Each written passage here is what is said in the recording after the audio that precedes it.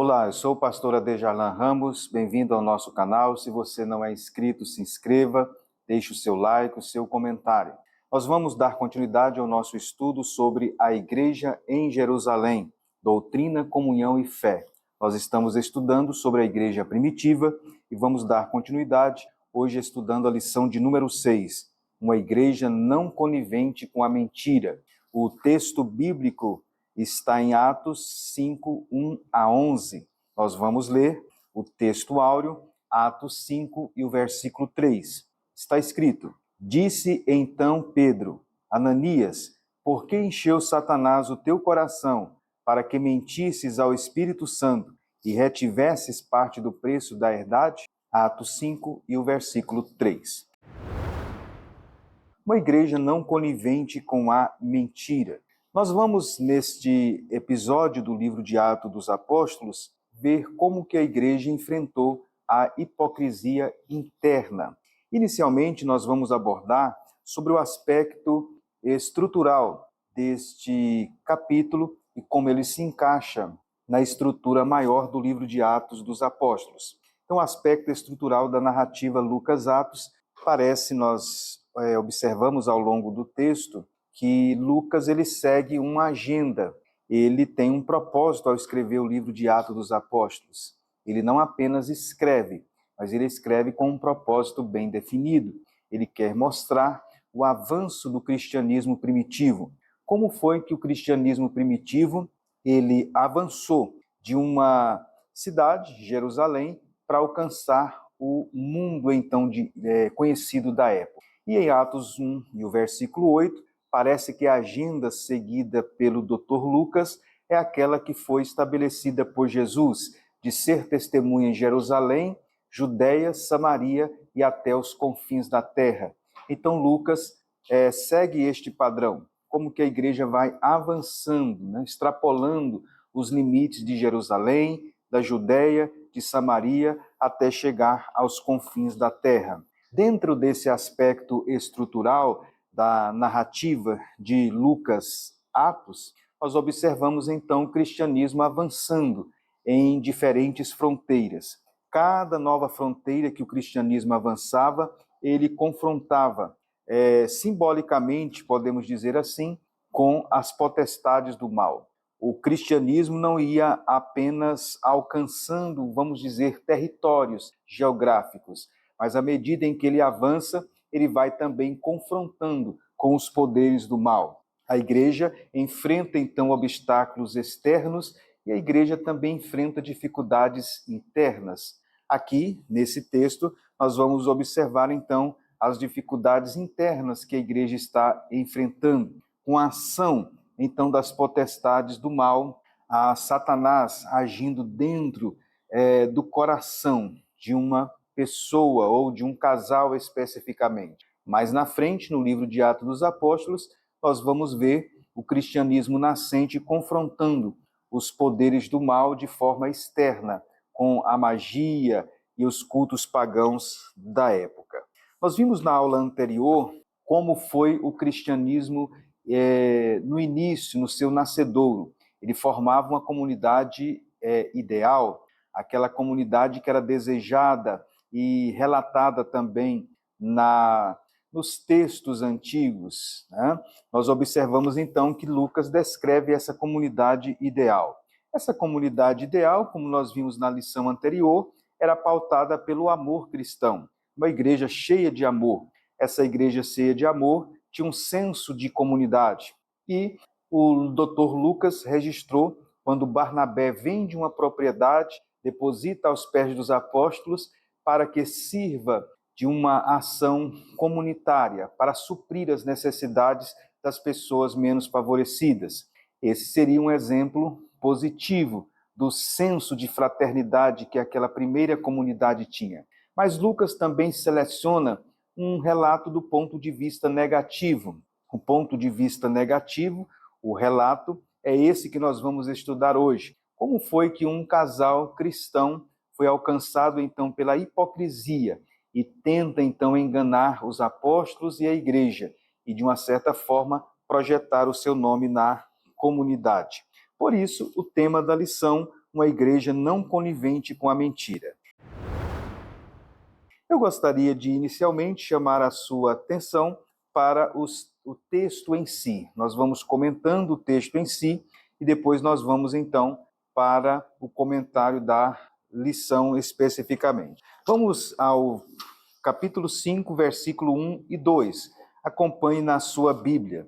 Mas um certo varão chamado Ananias, com Safira, sua mulher, vendeu uma propriedade e reteve parte do preço, sabendo também sua mulher, e levando uma parte, a depositou aos pés dos apóstolos. Aqui nós vemos então a cumplicidade. O texto relata inicialmente o nome, Ananias, e também o nome da sua mulher, Safira. Esse casal foi selecionado por Lucas para mostrar o aspecto negativo, né, que aconteceu naquela primeira comunidade cristã, relacionado então a essa partilha então de bens. O nome Safira significa formosa e aparece, segundo algumas informações históricas, em relatos de famílias abastadas de Jerusalém. Então, provavelmente, Safira vinha de uma família que tinha posses, uma família que provavelmente, né, tradicionalmente, ela era uma família bem afortunada. A igreja, então, se expande, a igreja alcança as pessoas em todas as camadas da sociedade e o cristianismo nascente alcançou, então, aquele casal, incluindo, então, Safira. Ananias, que é o seu marido, também aparece aqui no relato. Parece que, no segundo relato apresentado pelo doutor Lucas, o Ananias foi o cabeça, né, do plano. Como era o comum na sociedade do mundo antiga, o Ananias, sendo o líder da casa, parece que ele toma a dianteira neste plano, neste propósito, ele é o cabeça, então, do plano. No entanto, a venda, então, da propriedade, ela é atribuída aos dois, a ambos. O texto, então, isso mostra, então, uma certa cumplicidade, né? Podemos ver aqui a cumplicidade, então, de Safira, então, neste plano. O texto não dá muitas informações sobre a propriedade que eles tinham. Provavelmente era uma propriedade a uma certa distância de Jerusalém. Provavelmente era uma propriedade a uma certa distância de Jerusalém. Aquele ato foi um ato, então, voluntário. Muitos membros da comunidade eram motivados a fazer isso. Nós vimos a motivação, então, de Barnabé no relato anterior. Provavelmente, o relato de Barnabé, o acontecimento relacionado a Barnabé, aquela atitude de Barnabé de generosidade, de vender a sua propriedade, colocar aos pés dos apóstolos para ser distribuída, deve ter contribuído para aumentar o seu conceito, então, naquela sociedade cristã primitiva. E motivados, então, por um sentimento de status, certamente este casal, Ananias e Safira, resolveram, então, fazer o mesmo. Era comum, conforme nós falamos na lição anterior, o surgimento de benfeitores nas comunidades. No mundo antigo era comum essa ideia de benfeitor. Eram pessoas que, motivadas por atos generosos, faziam benfeitorias, então, na comunidade. Os benfeitores no mundo antigo, no mundo mediterrâneo antigo, eles recebiam, então, homenagens, recebiam honra pública, e certamente, então, o casal Ananias e Safira, motivado por esse sentimento de reconhecimento na vida pública e também na vida da comunidade cristã, de status, então, social, de prestígio, eles, então, foram motivados, então, a esta prática. O texto, então, fala que eles, possuindo essa propriedade, reteram, então, parte do preço, então, da propriedade. Alguns relatos paralelos no mundo antigo falam sobre esta prática, né? Os seguidores de Pitágoras por exemplo, eles vendiam as suas propriedades e confiavam o dinheiro a ele. Eles então prosseguiam no discipulado e depois cediam as suas propriedades de forma permanente para aquela comunidade. Se eles resolvessem a não avançar na comunidade, chamada comunidade pitagórica, eles então poderiam ter a sua propriedade de volta. Também essa visão comum, o comunalismo, era uma prática comum na comunidade de Qumran. Qumran foi uma comunidade que foi desenvolvida de judeus ali próximo à região do Mar Morto, e eles tinham um senso de comunidade muito grande. A membresia, então, na comunidade, ela era voluntária. As pessoas, então, tinham a voluntariedade para se integrar à comunidade, e essas pessoas, então, quando se integravam de forma voluntária à comunidade, eles cediam, então, de forma provisória os seus bens. Se eles, então, quisessem dar continuidade ali na comunidade, eles, então, cediam os seus bens de forma plena. Caso contrário, eles receberiam, então, de volta. Então, cada caso era avaliado, então, na comunidade. Os líderes da comunidade de Qumran avaliavam, então, cada caso de forma específica. Então, havia essas práticas paralelas, podemos dizer assim, esses relatos paralelos no mundo antigo. Tanto os seguidores de Pitágoras quanto a comunidade de Qumran, havia essa prática, então, de doar os seus bens para a comunidade, para que todos, então, pudessem participar. Seria, então, o comunalismo, o estilo de vida, então, de comunidade. Isso acontecia, então, de forma voluntária. Então, certamente motivados por essa questão também, já era uma prática comum, embora foram, conforme eu falei, também impulsionados pelo senso de status, então, na comunidade, foi que eles, então, venderam a propriedade e retiveram parte, então, do preço. Certamente os dois entraram em acordo, Ananias e Safira, e levaram, então, uma parte da venda, então, da propriedade e colocaram aos pés dos apóstolos. O colocar aos pés dos apóstolos fala, então, de submissão. A ideia seria de submissão. Então, eles vendem por um determinado valor, mas ocultam o valor e dizem que está entregando tudo para os apóstolos para serem distribuídos, então, à comunidade. Bem, vamos observar agora o versículo de número 3. Disse então Pedro: Ananias, por que encheu Satanás o teu coração para que mentisses ao Espírito Santo e retivesses parte do preço da herdade? Vamos observar agora o confronto e o juízo, então, espiritual. O amor ao dinheiro entrou no coração daquele casal. Deus viu o coração pecaminoso deles e, neste momento, então, houve o confronto.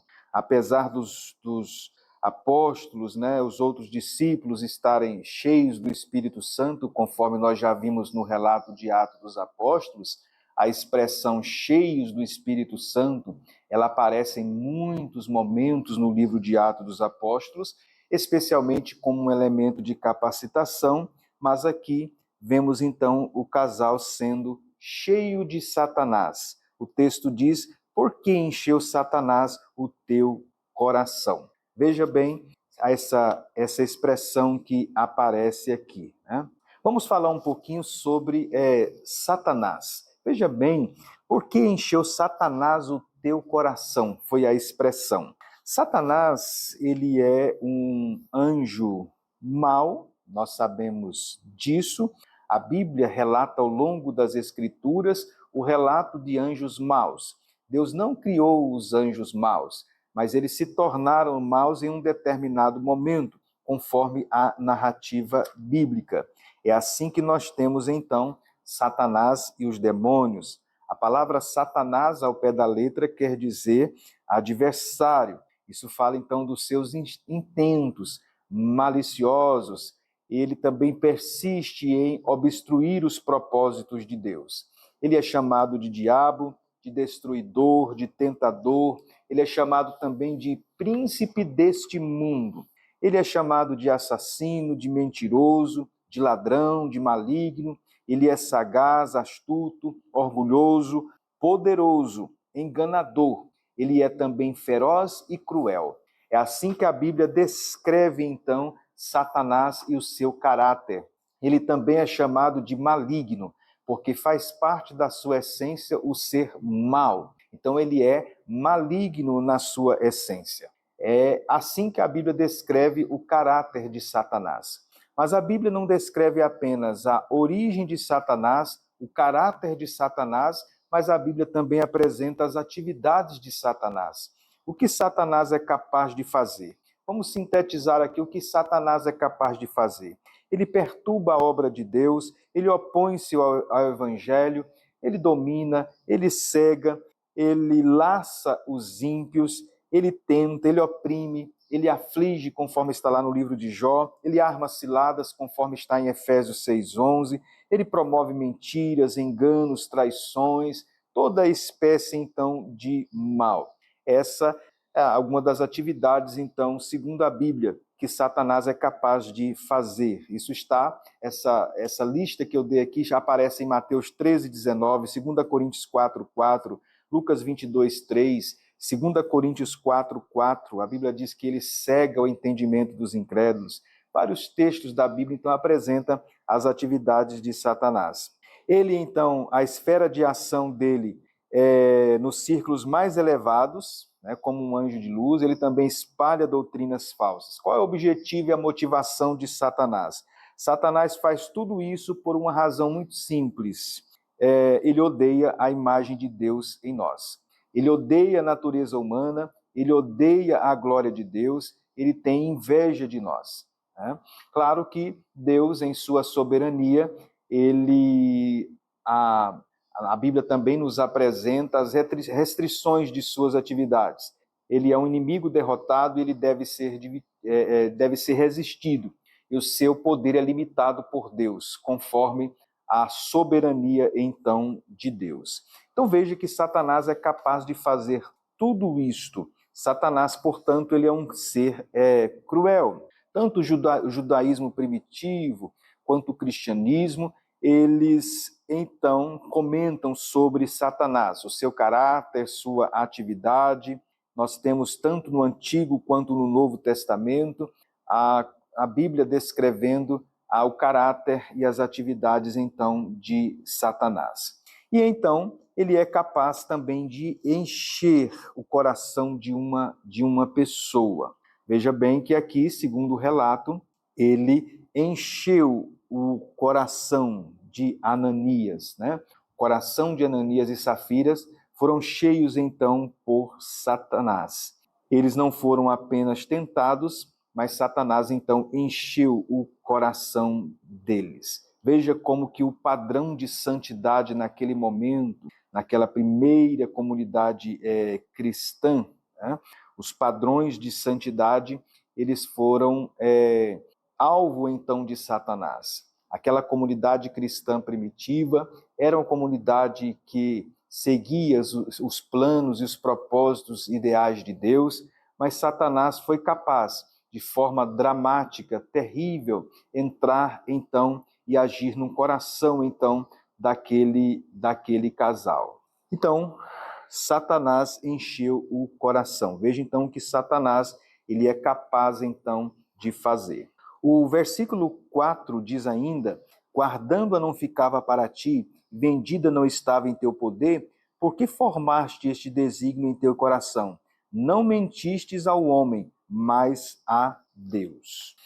Veja que, nesse momento, o apóstolo Pedro diz que eles mentiram a Deus. Quando diz que eles não mentiram aos homens, mas mentiram a Deus, Pedro está mostrando, então, a gravidade então, do ato que Ananias cometeu. A mentira ao Espírito Santo é identificada como uma mentira a Deus. Você observe no versículo 3 que aparece a expressão mentistes ao Espírito Santo. E no versículo 4 aparece a expressão mentistes a Deus. então o mentir ao Espírito Santo é identificado como uma mentira a Deus. Desde o judaísmo primitivo, eles compreendiam que o Espírito Santo ele era uma agência de Deus.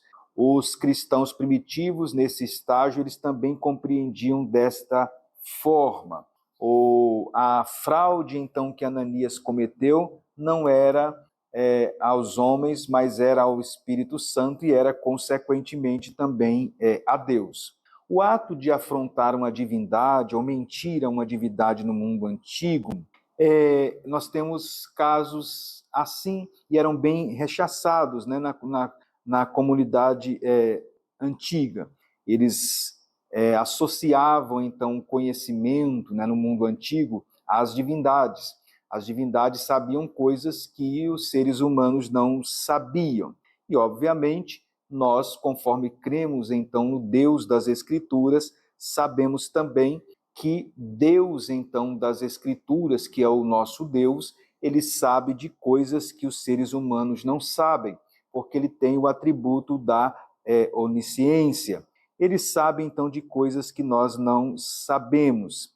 A mentira, então, no mundo antigo, era visto como algo negativo, isso dentro do contexto geral. Os mentirosos, os gregos acreditavam que eles seriam punidos pelos deuses. A tradição também judaica falava que o fim dos ladrões era terrível, incluindo os mentirosos também. Eles associavam, então, os mentirosos aos ladrões. Então, as pessoas que produziam mentiras, elas iriam sofrer o dano, as consequências, então, das suas mentiras. Né? Então, no mundo antigo, eles viam dessa forma. Claro que, segundo alguns relatos antigos, os filósofos e estudiosos da antiguidade, eles debateram muito sobre a questão da mentira. E, às vezes, nesses debates filosóficos acerca da mentira, eles achavam que a mentira poderia ser permitida em algumas circunstâncias, como enganar um inimigo na guerra, iludir uma pessoa, por exemplo, com um medicamento para proteger a sua saúde. Nós temos o relato de Troia. Troia foi conquistada exatamente por um engano, por uma mentira. Também a mentira era aceita para prisão de traidores, nesse caso, para se proteger, então, o Estado. Então, os filósofos, nesta visão, poderiam mentir também para persuadir um juiz para fazer a justiça. Mas aqueles moralistas, de forma alguma, eles, então, aprovavam o engano, né? Para ocultar, para apoiar as transgressões, então, de uma pessoa.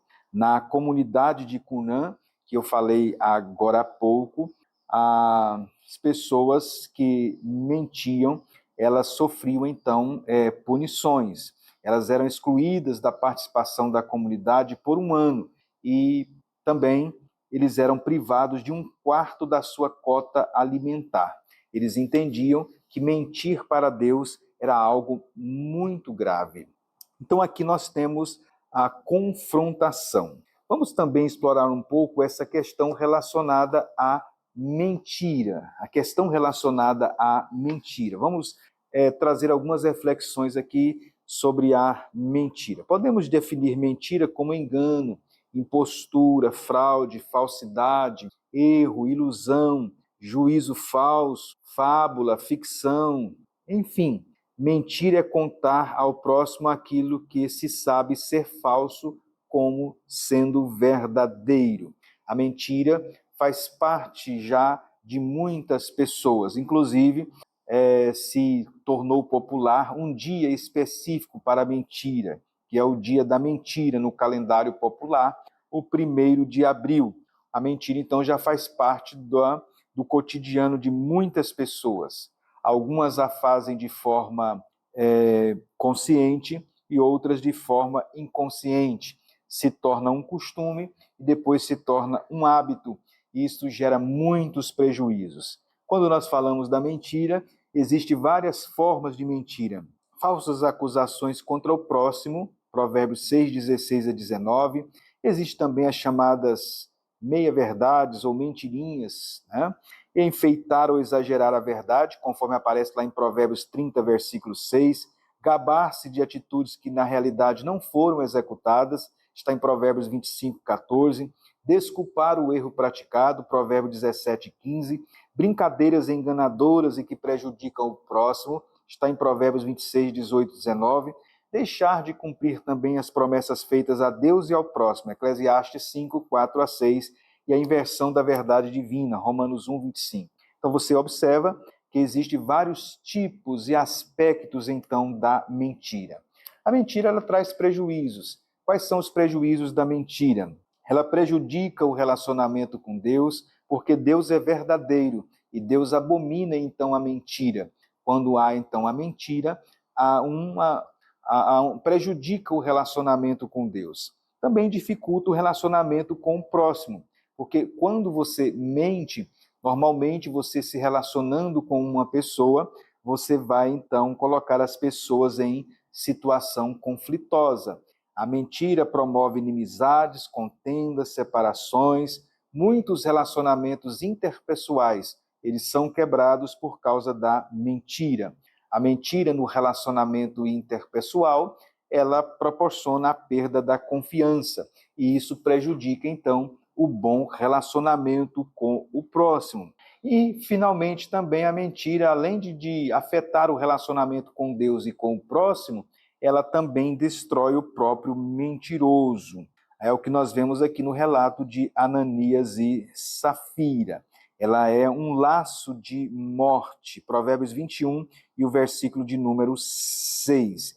E ela vai levar ao castigo final. A mentira vai levar ao castigo final. Apocalipse 21, versículo 2 e Apocalipse 22 e o versículo 15. Então, as consequências, então, da mentira. Aqui nós observamos, então, como que a mentira, ela afetou aquele casal. No comentário da nossa lição, nós temos aí tanto a primeira tópico quanto o segundo tópico, nós temos explorando a questão da mentira. No primeiro tópico, o diabo, o pai da mentira. Ele fala aí no comentário que é da natureza satânica mentir. Nós comentamos isso, faz parte da sua natureza, mentir. Ele é chamado de o pai da mentira. Toda mentira e engano, Satanás está por trás. Ele sempre foi mentiroso e ele não vai mudar. A mentira também, além de fazer parte da natureza de Satanás, é um ardil maligno, está aí no ponto 2. A mentira, como um ardil maligno, não só faz parte da natureza dele, como faz parte das ações dele, induzir então as pessoas à mentira. Ele é ardiloso, ele planeja planos estratégicos utilizando a mentira. A Bíblia fala na Epístola aos Hebreus sobre, por exemplo, o engano do pecado. Ele mente também em relação ao pecado. O pecado sempre promete mais do que ele pode cumprir. Isto, então, é uma ação de Satanás em relação à mentira. Ele é um ardil, então, maligno. Ele utiliza-se da mentira, ele se vale da mentira para atrair, para atacar, né, as pessoas, para dourar a pílula, podemos dizer assim, para tornar mais atrativo, então, o pecado. Diante disso, o subtópico 3 da primeira parte diz: não superestime o inimigo. Nós não podemos subestimar o inimigo e nem superestimar o inimigo. Nós não podemos, então, ver ele como um ser insignificante, mas também não devemos vê-lo como um ser que está acima de tudo, né? Nós não podemos, então, superestimar o inimigo, também não devemos subestimá-lo. Devemos ter a visão bíblica que a Bíblia nos traz acerca dele. A Bíblia, então, nos descreve Satanás como uma pessoa real, ele não é uma ilusão, ele é uma personagem real ao longo das Escrituras e ele tem astutas ciladas. Lá em Efésios 6:11 aparece a expressão astutas ciladas do diabo. E a Bíblia, então, segundo as recomendações bíblicas, nós devemos nos revestir com toda a armadura de Deus para resisti-lo. Então, as astutas ciladas aqui seriam os métodos que ele utiliza. Ele é metódico, ele trabalha de forma metódica para enganar os cristãos. Na segunda parte do comentário da lição, ainda explorando a mentira, o comentarista aborda o cristão e a mentira. E no ponto 1, subtópico, mentir é uma escolha. Eles então escolheram mentir, Ananias e Safira, tanto ele quanto a sua esposa. Esse ato foi feito então livremente. Eles não estavam sob nenhuma coação externa que os obrigasse a praticar aquilo. Foi, portanto, um ato de livre escolha. Foi um ato, portanto, voluntário. Eles não poderiam culpar a ninguém. Foram eles mesmos que tomaram aquela iniciativa de agir daquela forma. Então, foi uma escolha. Número 2, atraídos pela mentira. Eles foram, então, atraídos pela mentira, certamente motivados por alcançar status na comunidade cristã primitiva, eles então foram atraídos. Eles imaginaram que poderiam elevar o seu conceito, o seu status naquela comunidade cristã, utilizando-se, valendo-se desse subterfúgio, da mentira. Eles então foram atraídos para lançar luzes no seu status, né? Na sua imagem. E em terceiro, mentir tem consequências. Quando eles agiram assim, tiveram as consequências. As mentiras, então, têm consequências. Então, observe esses 3 tópicos aqui. Essa relação do cristão com a mentira. Mentira é uma escolha, é, portanto, um ato voluntário. Uma pessoa, inclusive uma pessoa cristã, pode ser atraído pela mentira, e a mentira, ela tem consequências. Algumas vezes as pessoas podem achar que a mentira não vai ter consequências. Às vezes, alguns acham que algumas mentiras são por causas nobres. As mentiras, de uma certa forma, elas têm consequências, podemos dizer assim. As mentiras, sejam breves ou seja mais adiante, elas terão uma consequência. Elas vão ser descobertas, e um dos prejuízos da mentira é que quando se comete uma mentira, se tem que também cometer uma série sucessivas de mentiras para justificar a primeira. Por isso que alguém disse que se uma pessoa quiser ser mentirosa, a primeira coisa que ela tem que cuidar é da sua memória, porque se ela não cuidar da sua memória, ela pode cair em contradição. Esse é um dos problemas do mentiroso, que quando ele mente uma vez, ele se torna hábito, portanto se torna um mentiroso, e ele então, em um determinado momento, vai cair em uma contradição. Então a mentira, ela tem também as consequências. Foi isso que aconteceu então. Veja no versículo de número 5, e Ananias, ouvindo essas palavras, caiu e expirou, e um grande temor veio sobre todos os que isto ouviram. A morte, então, de Ananias. Aqui nós vemos, então, Lucas relatando não apenas o confronto da mentira, a mentira foi confrontada, o apóstolo Pedro conscientizou Ananias de que ele estava mentindo ao Espírito Santo e, consequentemente, mentindo a Deus. Então, neste momento, a mentira foi confrontada, e a mentira não foi apenas confrontada, veio o juízo de Deus sobre a mentira. É o que Lucas relata aqui. Deus, então, fulminou. Em outros momentos no Antigo Testamento, nós temos essa atitude similar, nós temos essas práticas, então, similar. Quando profanaram o que era sagrado, Uzá foi morto por tocar na arca. Os coraitas, eles foram engolidos pela terra por desafiar Moisés e romper a paz dentro da comunidade. Isso está em Números 16. Também aqueles que ameaçaram Elias, lá em 2 Reis 1, versículo 10 e 12. Aqueles que zombaram de Eliseu foram despedaçados por uma ursa. Está lá em 2 Reis 2, 23 e 24. Tiveram morte súbita. Os filhos de Arão também morreram por oferecer fogo estranho sobre o altar. Isso está em Levítico 10, versículo 1 e 2. Também no tempo de Moisés, alguns morreram de forma, entre aspas, miraculosamente, por se rebelarem. Está em Êxodo 32, 35, Números 14, 37, Números 16, 35, Números 21, 6 e Números 25, 9. Então, nós observamos aí juízos de Deus em relação a pessoas que profanaram o que era sagrado. E aí morreram, né, foram fulminados por Deus. Acã, também vocês lembram do relato, que é muito parecido, talvez seria o relato veterotestamentário, com este relato aqui do livro de Atos dos Apóstolos, de Ananias e Safira. Ele também ocultou e foi também punido severamente. Então, a morte de Ananias.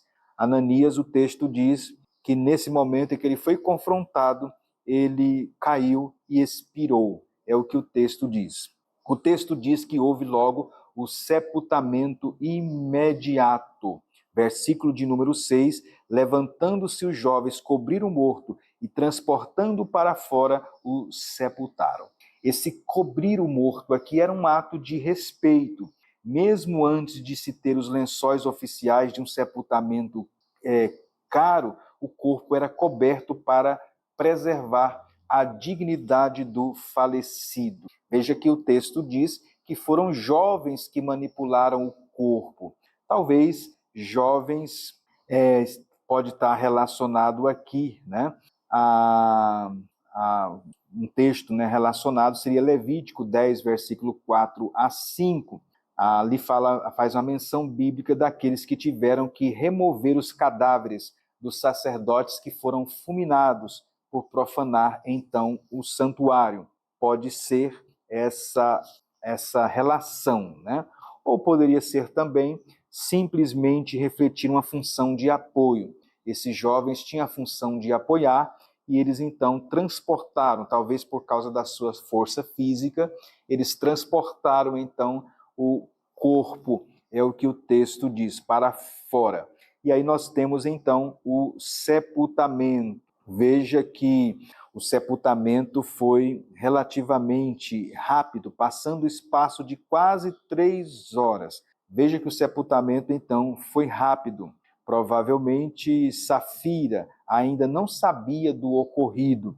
O costume judaico, na época, exigia que o sepultamento fosse feito no dia da morte da pessoa. Era o costume, portanto, da época, especialmente quando o casal não tinha filhos, então se tomava rapidamente as medidas de se sepultar. Provavelmente, pelo relato aqui, o texto não dá a entender que eles não tivessem filhos, né?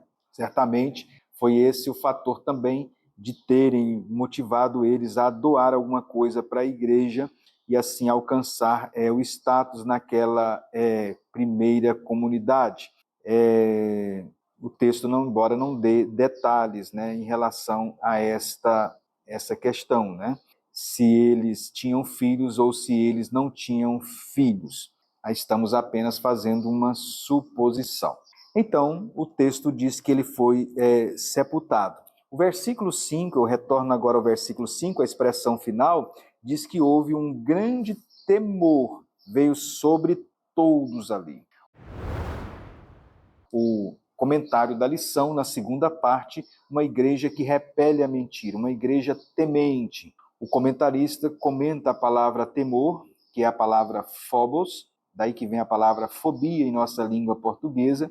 Temor aqui era o medo, mas o medo aqui era no sentido de reverência, de respeito. No momento em que aquela comunidade, a notícia correu da morte de Ananias, o temor veio sobre todos os que ouviram. Eles tiveram, então, um respeito, uma reverência.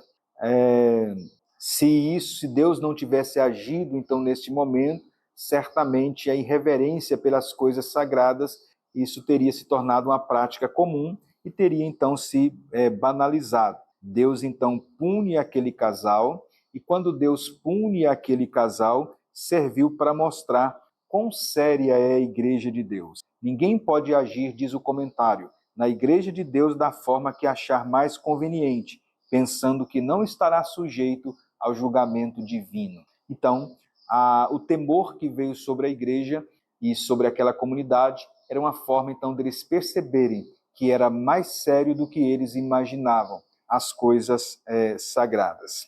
Então, o temor veio sobre todos. O texto diz no versículo agora 7 a 10, e passando o espaço de quase 3 horas, entrou sua mulher, não sabendo o que havia acontecido. E disse-lhe Pedro, dize-me, vendeste, portanto, aquela herdade? E ela disse, sim, portanto. Então Pedro lhe disse, por que é que entre vós vos concertastes para tentar o Espírito do Senhor? Eis aí à porta os pés dos que sepultaram o teu marido e também te levarão a ti. E logo caiu aos pés e expirou. E entrando os jovens acharam-na morta e a sepultaram junto ao seu marido. Aqui nós temos então agora a mentira e o juízo de Safira.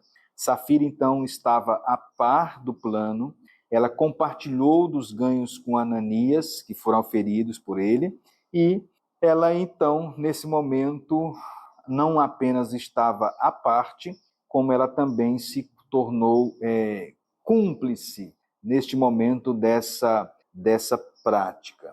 Quando o apóstolo Pedro, o texto diz que passou cerca de 3 horas, ela entrou, provavelmente não sabia do acontecimento, é o que o final do versículo 7 afirma, não sabia o que tinha acontecido. Pedro então perguntou se ela tinha vendido, portanto, aquela propriedade. E ela confirmou dizendo que sim. E aí, Pedro, nesse momento, então, a confronta. Pedro então diz, por que é que entre vocês concertaram para tentar o Espírito do Senhor? Eis aí a porta dos que sepultaram o teu marido e também te levarão a ti. Veja que neste momento ela foi confrontada e o seu caráter também foi exposto. Ela era cúmplice então daquela prática. A queda de Safira naquele momento aconteceu. Ela foi também fulminada naquele momento. O casal então foram punidos então por Deus. Deus julgou o homem e Deus julgou a mulher. Deus julgou aquele casal e os responsabilizaram por aquela prática. Né?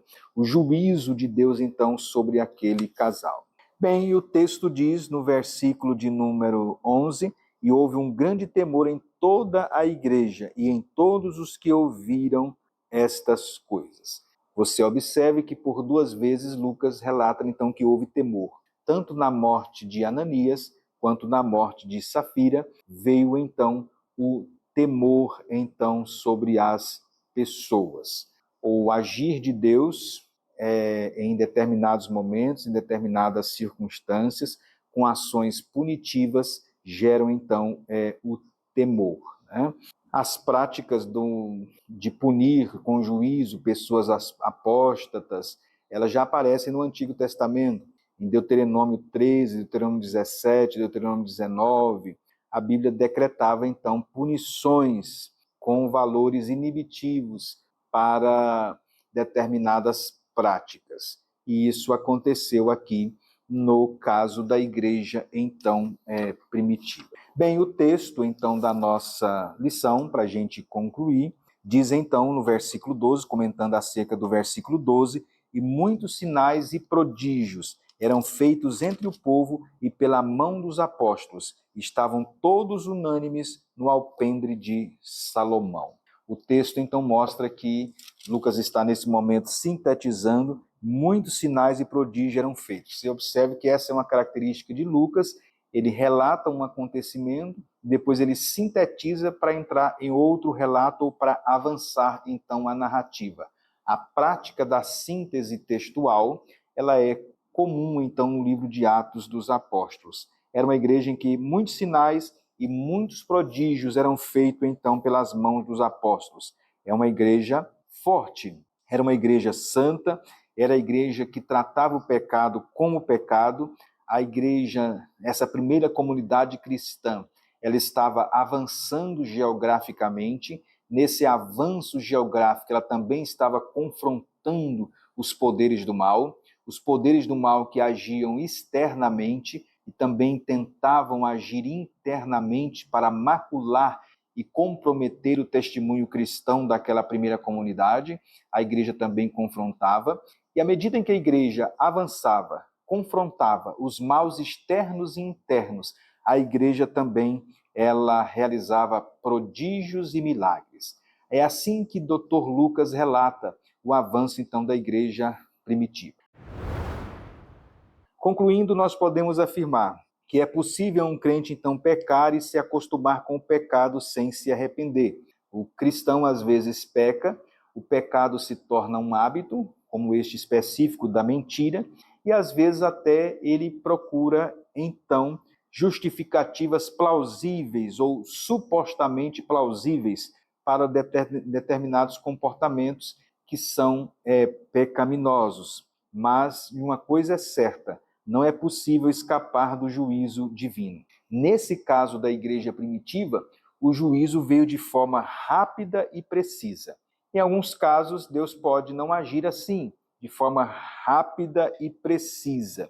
Deus vai deixando e vai acertar as contas com a pessoa lá no final, aqui no juízo final, no dia então do julgamento. Então é que entra a soberania de Deus. Em alguns casos, de forma específica, Deus já resolve agir de forma bem contundente, foi o caso de Ananias e Safira.